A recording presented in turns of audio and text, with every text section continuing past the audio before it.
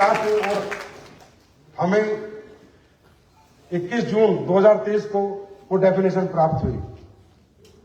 Sir, दो छोटी सी हमारी रिक्वेस्ट है। मैं आप सबकी तरफ से सर से प्रार्थना करना चाहूंगा। सबसे पहले मैं डायरेक्ट सेलिंग के बारे में थोड़ी सी अपनी एक परिभाषा देना चाहूंगा कि सर, ये जो हमारी डायरेक्ट सेलिंग इंडस्ट्री है, प्रैक्टिकली सेलिंग का बिजनेस नहीं है, शेयरिंग का बिजनेस है।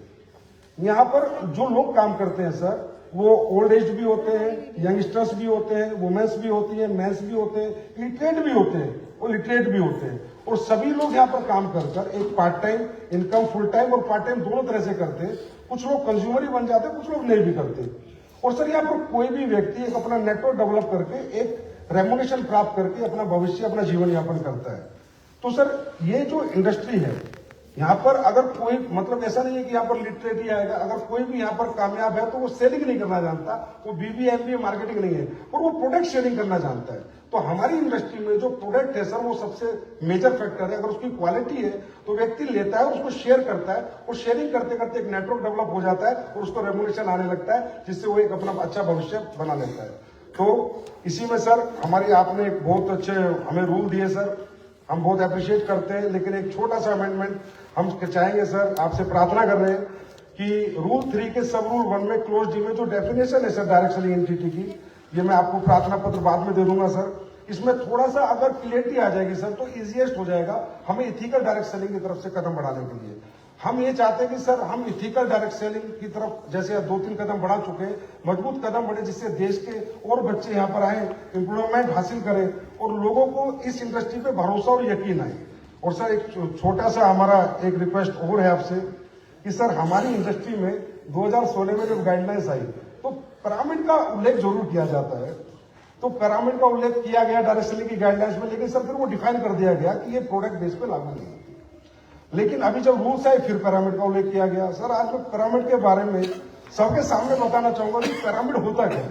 सर, पिरामिड होता है, एक कंपनी होती थी मनी रोटेशन, वो पिरामिड बनाती थी, एक स्ट्रक्चर बनाती है नीचे, उनको हम सीधा पैसा कंपनी को देते हैं। Company ABC auto pool auto filling करती है, DE फिर ऊपर पैसा देगी, फिर EFGH उनको पैसा देके फिर ऊपर पैसा देगी, और वो क्लैश हो जाता है सर 8 महीने 10 महीने में। तो वो पिरामिड से हमें कैसे जोड़ा गया सर, हम आज तक ही समझ नहीं पाए। डेफिनेशन आई कहां से, किसने दी? क्योंकि प्रोडक्ट बेस में तो पिरामिड बन ही नहीं सकता सर। वो इसलिए नहीं बन सकता सर कि हमारे साथ जितने भी डायरेक्ट सेलर्स नहीं आते, टोटल कंज्यूमर्स आते हैं सर, और प्रोडक्ट यूजर्स आते हैं, उसमें से कुछ लोग यहाँ अपना भविष्य डायरेक्ट सेलिंग में लगाते हैं। जैसे एक कंपनी में सर, आज बड़ी कंपनी जैसे RCM है, तो उसमें 3 करोड़ लोग आज सर कंज्यूमर है। लेकिन जो अगर डायरेक्ट सेलिंग एक्टिवली कर रहे हैं, वो 8-10 लाख लोग कर रहे हैं। बाकी 2 करोड़ 90 लाख लोग इनके सिर्फ यूजर्स हैं। आज हम वेस्टीज की बात करें तो 1.5 करोड़ से ज्यादा का मेरे ख्याल कंज्यूमर नेटवर्क है। लेकिन इनके यहाँ काम करने वाले, रेगुलर इनकम लेने वाले, रेगुलर मेहनत करने वाले लोग 10 लाख के आसपास होंगे। तो इसीलिए पिरामिड तो दूर दूर तक हमसे दूर तक कोई रिश्ता नहीं है, पर ये पता नहीं कहां से आती है। तो सर, क्योंकि इससे क्या होता है सर, हमें इन्फोर्समेंट एजेंसी बहुत परेशान करती है, बहुत हरास करती है, और लास्ट में जाके ये कह देती है तुम भी तो पिरामिड हो।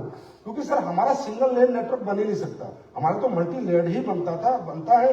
और आज आप देखिए सर कि प्रोडक्ट बेस्ड और क्वालिटी बेस्ड कंपनियां हैं, तो 60 साल 70 साल से पूरे वर्ल्ड वाइड कंपनियां काम कर रही है सर। पिरामिड कहाँ 60-70 6 महीने नहीं टिकते। तो अगर 60-70 साल से कंपनियां काम कर रही है, और सर 70 हजार करोड़ के कंपनियों के टर्नओवर है, और वो 70 आज हमें बताते हुए गर्व महसूस हो रहा है कि हमारे बीच में भी आज बड़ी बड़ी कंपनी, इंडियन कंपनी है, जिन्हें 25-25 साल काम करते हो गए।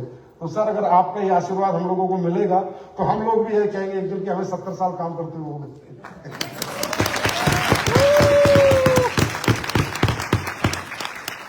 तो सर, ये प्रार्थना हमारी आपसे है सर, और ये प्रार्थना हमारी, मुझे पता है सर, आप जरूर पूरी करते हैं। जो भी हमने आपसे मांगा है, आपने हमेशा स्वीकार किया है। इससे सर हमारी इंडस्ट्री में बहुत उत्साह आएगा, एम्प्लॉयमेंट बहुत जनरेट होगा, और हमारे सर्वप्रिय, लोकप्रिय, विश्वव्यापी हमारे आदरणीय प्रधानमंत्री जी का जो सपना है आत्मनिर्भर भारत और मेक इन इंडिया, इसमें भी डायरेक्ट सेलिंग अपना सशक्त रोल निभाएगी।